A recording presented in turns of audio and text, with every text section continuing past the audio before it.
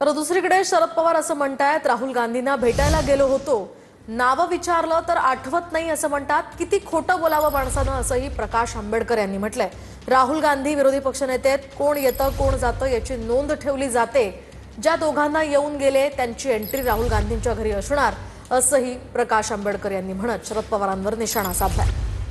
शरद पवार असं म्हणतात की आम्ही राहुल गांधींना भेटायला गेलो आणि त्यांना नावं विचारली त्यावेळेस ते म्हणतात आम्हाला आठवत नाही.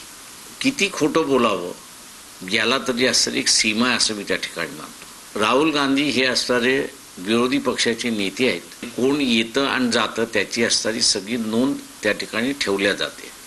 तो जे 2 जण घेऊन गेले असं जे म्हणतात आहेत त्यांची पूर्ण एंट्री राहुल गांधीच्या घरी जे इंटेलिजन्स बसतात, रेकॉर्ड घेऊन बसतात, त्यांच्याकडे पूर्णपणे आहे.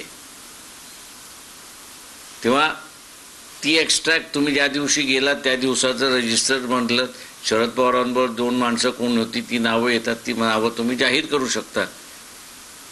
त्याच्यामुळे असणारं सामान्य माणसाला तुम्ही फसवू शकता, पण जे राजकीय कार्यकर्ते जे आहेत त्यांना तुम्ही फसवू शकत नाही अशी असणारी परिस्थिती आहे. हा दावा खोटा आहे असं म्हणता येईल? मी खोटा म्हणणार नाही. मॅन्युप्युलेशन होतं का तर मी 2004 पासून असणारं बोंबलतोय की हे मॅन्युप्युलेट होतं.